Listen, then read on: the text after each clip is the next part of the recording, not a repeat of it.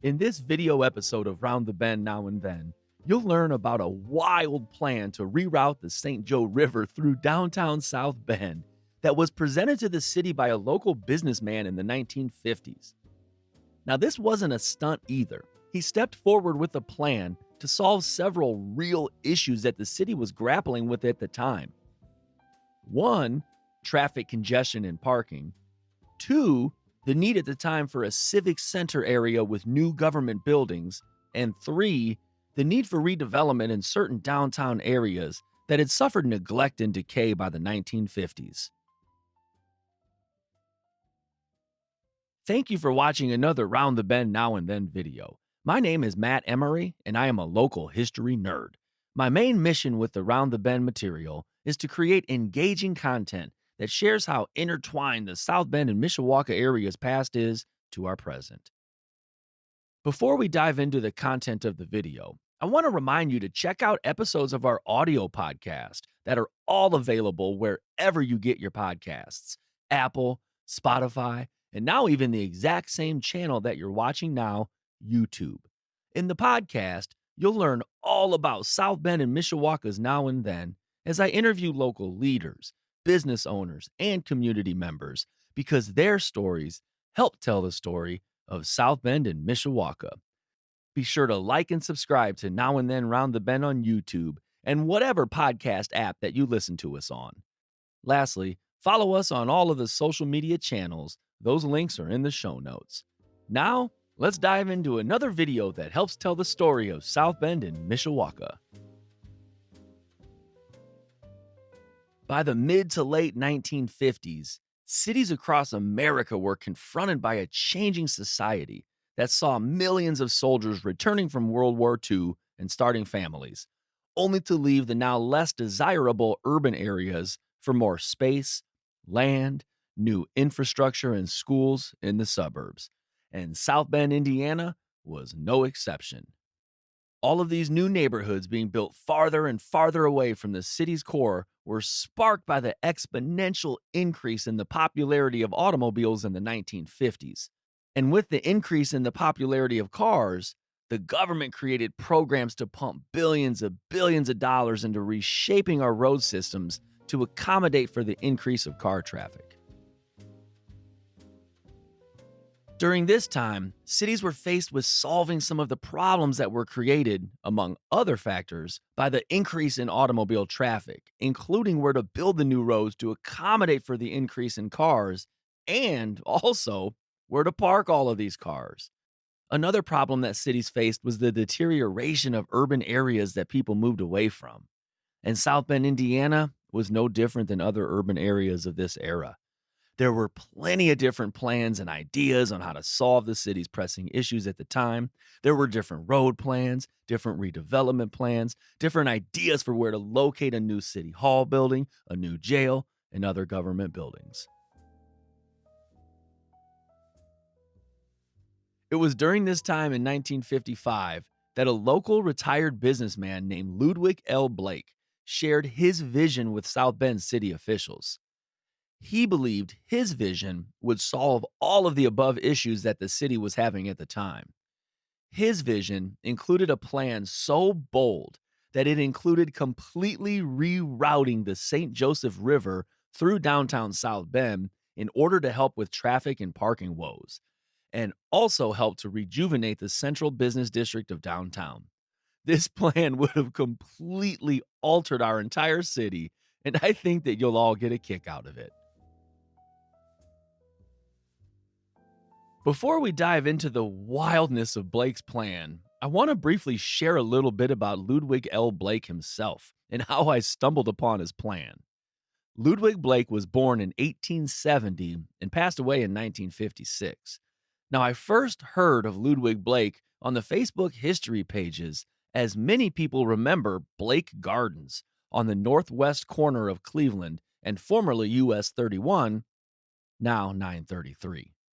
Blake spent 20 years landscaping and beautifying his property, and it became quite the popular spot for weddings, pictures, and artists, and this popularity continued even after a Howard Johnson motor lodge was built on his property in the late 1950s after his death.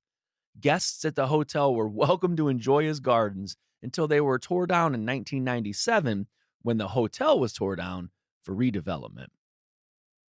In my research, I found that Ludwig Blake was a local businessman who owned Blake's Wallpaper Mill, and he was also a local artist. It seems to me that he was very civic minded and contributed many ideas on how to improve the city of South Bend. He loved nature and was dedicated to the St. Joe River's beautification. Fast forward to last year, I stumbled upon the book of Ludwig Blake's wild plan in the St. Joe County Library. And by the way, our library is an absolute gem in our community, so be sure to support them in every way. I open it up and oh my goodness, this type of stuff is right up my alley as I love how cities evolve and how they are shaped over the years. I love seeing different possible plans that South Bend and Mishawaka considered when planning for their future.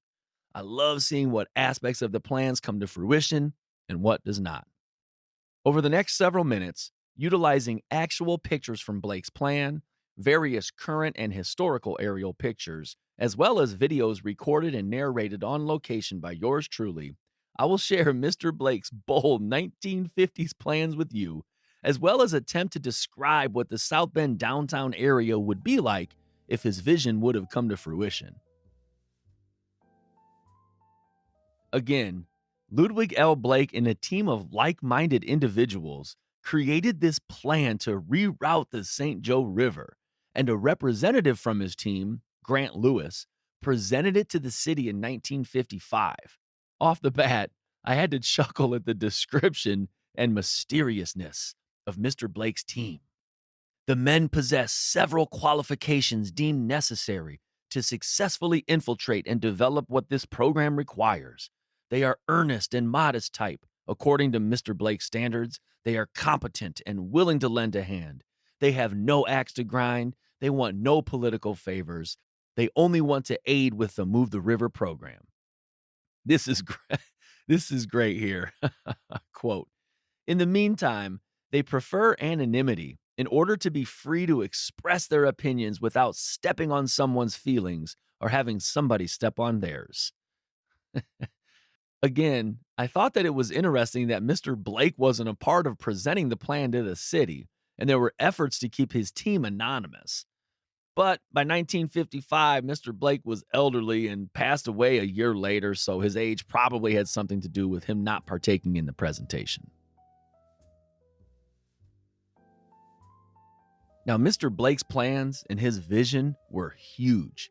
His plan attempted to solve several issues all at once, including traffic, parking, and a new redeveloped downtown area. In order to accomplish this, though, the first step of his plan was to reroute the St. Joe River through downtown South Bend. Over the next few minutes, we're going to look at the proposed new route of the St. Joe River under Mr. Blake's plan. This is a current aerial of the area that would have been massively changed.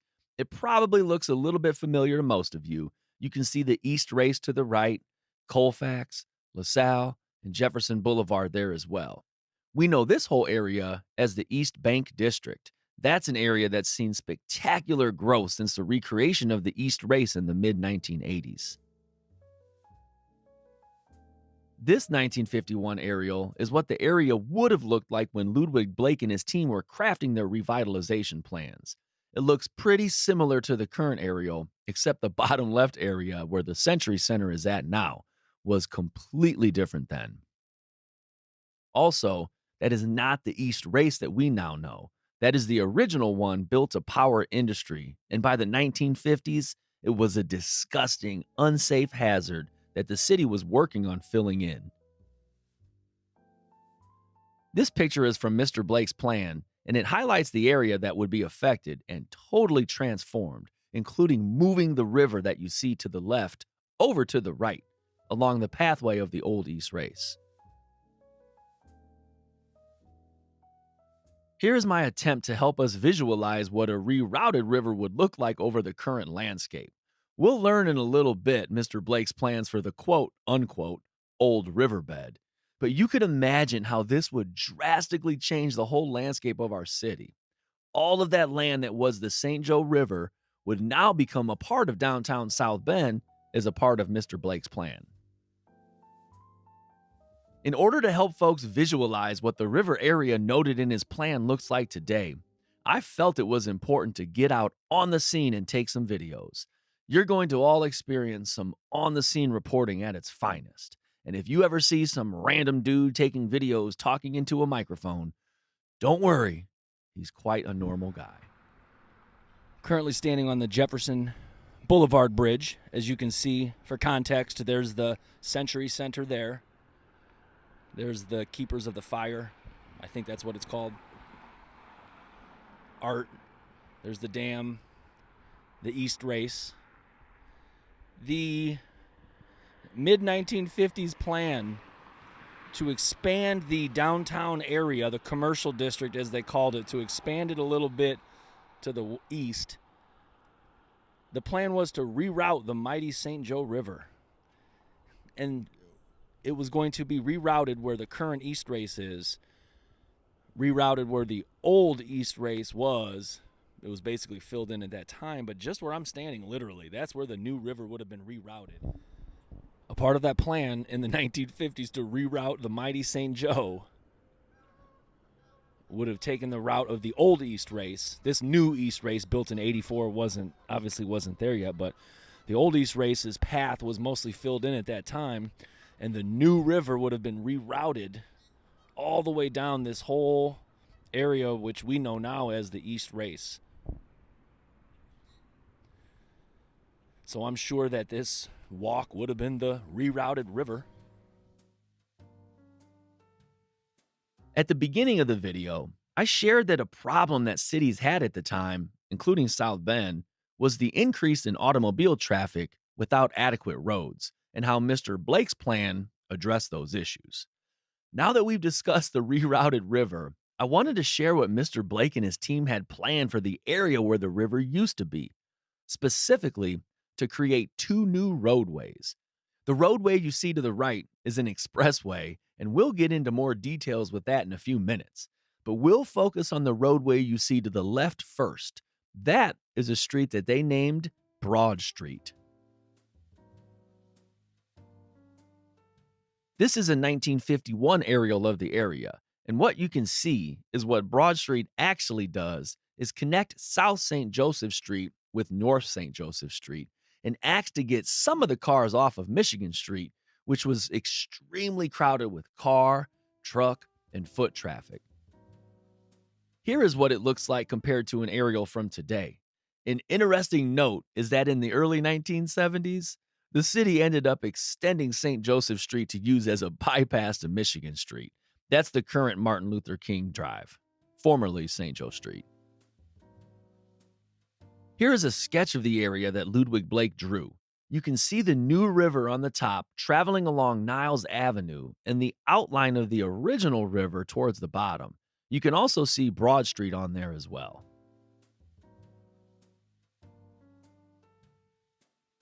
Before we move on, I want to spend a minute talking about this street, Broad Street. It doesn't seem to be your normal street. First of all, the street was planned to be broad, 150 feet wide. That's 50 yards wide, half of a football field. That does not seem to me to be a small street. Then, the road was to be built on top of a 2-story air-conditioned parking garage. And the reason that it could be built on top of a parking garage is that the structure will, quote, occupy the old bed of the river where nature has gratuitously excavated the lower parking level. Oh, pretty cool. And how are folks going to come and go from the depths of a parking garage in the bed of an old river? Ramps and a median pedestrian walkway in the middle of the 150-foot wide street, of course. Once again, our viewers will experience some on-the-scene commentary that I hope will paint a picture of this wild plan presented to the city of South Bend in 1955. Standing on the LaSalle Street Bridge looking south, this is part of the river that would have been rerouted to the east. This is part of the river, when drained, would have had a street going through it called Broad Street. And since the river basin is pretty deep, they would have used the depth of that to build a parking garage beneath the street called Broad Street. This would have solved several issues at the time that South Bend was having, including parking. They wanted to expand the downtown area east to capture all of this area, which we call the East Bank now. They wanted to connect that to downtown South Bend here. And this road here would have been called Broad Street. And again, parking garage underneath it, basically located in the old basin of this river. A brief word from one of our sponsors. I want to thank Danbury Insurance for sponsoring this episode. All of Round the Bend Now and Then podcasts, interviews, YouTube videos, and social media posts are all focused on local South Bend, Mishawaka, and Granger content. In addition to creating the content, I'm currently at the point where I'm working to partner with businesses and organizations to sponsor episodes. But not just any old businesses. I'm striving to seek partners who are local businesses or local organizations, because being a part of their growth or their success means that I'm contributing to the overall success of our community. And when I think of a local business that I couldn't be more proud to sponsor an episode, it's Danbury Insurance. They've been in business locally in Michiana since the early 1990s, and I've personally been a customer for 23 years with both our home and our automobiles insured. Danbury is an independent insurance agency who understands that each customer has their own individual insurance needs. They strive to match their customers up with the best possible insurance companies and plans to meet these individual needs. They understand that my situation is different than my neighbor's situation, that's different than my best friend's situation, that's different than my brother's situation. And Danbury Insurance will work with each of us to suit our unique needs. And believe me, because I've referred my neighbors, siblings, parents, and friends to Danbury Insurance over the years, as I just can't speak highly enough about my experiences with them. Many of you know how scary the insurance industry can be, and over the years, I can't tell you how many different cars we've insured and how many different times I've sent a frantic email to Danny or Brett, wondering what additional documents I need, what signatures I need, and where do I send this or that. Each time, they promptly respond with a response that calms my nerves. Just even last week, our 23-year-old son had to make the biggest purchase of his life so far, a car. He was real excited about it all, but also real apprehensive about everything the purchase would entail. He continued to text me and call me and ask about titles, registrations, what do I do, what do I do? Well, when he asked about the car insurance, that one was easy. I sent him Danny Barry's email. My son got back to me literally 12 hours later, stating that Danny had already responded and was working on an insurance plan for him. That's exactly what Danbury Insurance does. So go to their website, danburyinsurance.com, and check out all that they have to offer. Whether you need auto, home, life, business, health, or even travel insurance, Danbury Insurance Agency is your spot.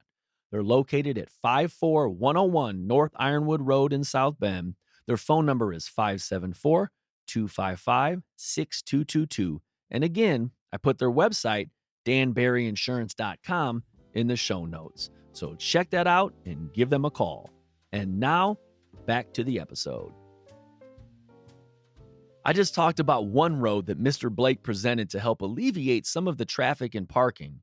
But Mr. Blake and his team also proposed another road that definitely would have impacted traffic. An expressway, as he wrote, is, quote, generally considered the surest and perhaps the only means so far devised to save a city's core from disintegration, becoming apparent in South Bend. His team stressed the urgency of this expressway to truly be a bypass through the city to alleviate the crowded Michigan Street. They called the situation explosive and stressed the need for movement as opposed to static. Now think of that in our relationship with automobiles today versus 75 years ago. Today, we're trying to slow traffic down in the city, sharing the roads with pedestrians, bikes, and the like. Then, It was all about moving cars in and out and through the city. That was the whole premise of South Bend's recent Smart Streets initiative: slow traffic down, make it safer, encourage more investment in the downtown area. As you can see, Mr. Blake and his team proposed a legitimate expressway with, quote, grades and curves to ensure maximum safety at speeds of 50 miles per hour and wide enough to accommodate two 36-foot movement lanes, a median divider, turning lanes, ramps, and sloping banks. Going north, it would have traveled underneath LaSalle and Colfax and then along the river in Leaper Park. And I assume that it would have taken out all those beautiful houses there on Riverside Drive.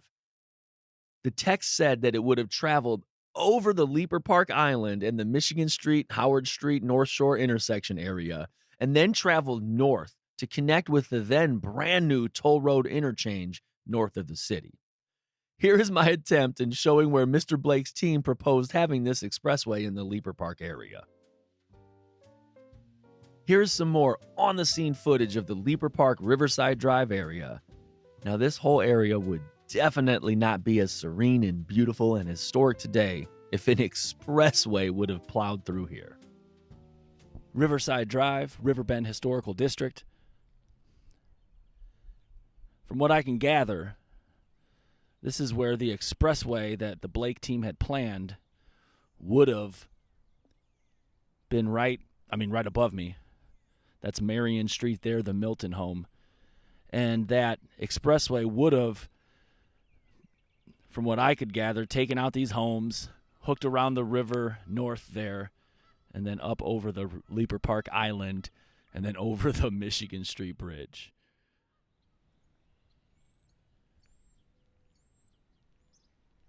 Leaper Park East, right near the island there. From what I can figure, this is right where this expressway would have been. It would have come up from there, along the river, started hanging a left right over this island towards the Michigan Street Bridge, which is right there. That expressway would have come up there from Leaper Park, inclined up and over the Michigan Street Bridge here and the Howard Street North Shore intersection. Now, I was a little bit off there, as the expressway would not have gone over the actual Michigan Street Bridge, but rather more towards the Michigan North Shore intersection. Regardless, it's still pretty wild to imagine. Now, we just checked out the path of the planned expressway north towards the toll road. Here is the path of Blake's expressway south from Jefferson Boulevard. Now, please know that our downtown area was completely different at that time, especially the area around Jefferson Boulevard where the Century Center is at now, and south of there near where the post office and office park is. Currently, several downtown streets simply dead end in this area. But at that time in the 1950s, the area was much more than the parking lots that are there now and was more connected to downtown. Now, this is crazy, but the path of the proposed expressway would have gone south underneath Jefferson Boulevard, where Century Center currently is, then underneath Wayne Street, then underneath Western, underneath Monroe, and then it would have continued south between Columbia and Fellows, and then underneath Bronson Street, then underneath the railroad tracks, then it would merge and end at Sample Street. Here is an aerial of the area in the 1950s where the proposed expressway would have plowed through. Then, for perspective, an aerial from nowadays.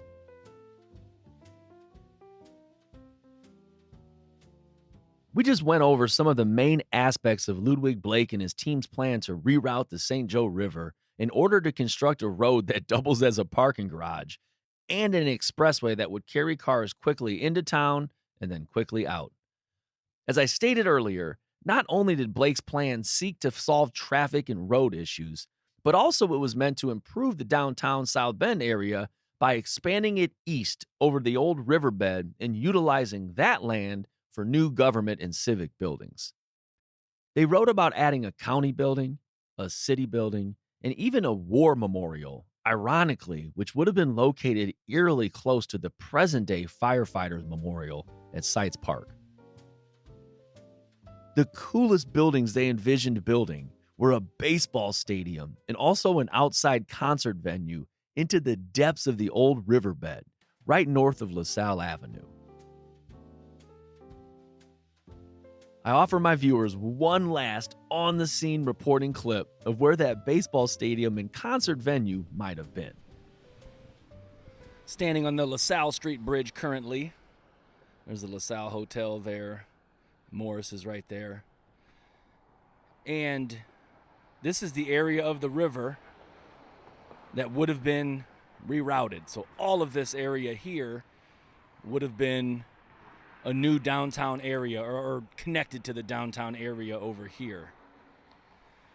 This little part here, from what I could find, or from what I can figure out, they talked about using this high bank here for possibly a baseball stadium, somehow using that embankment there, but also an outdoor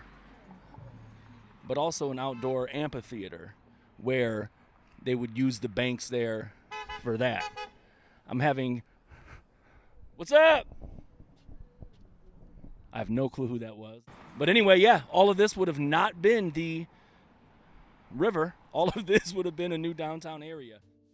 I hope that over the last 20 minutes or so, you were as intrigued as I was learning about Ludwig L. Blake and his team's outside-the-box plan to reroute the St. Joe River to, in their eyes, help improve the city of South Bend.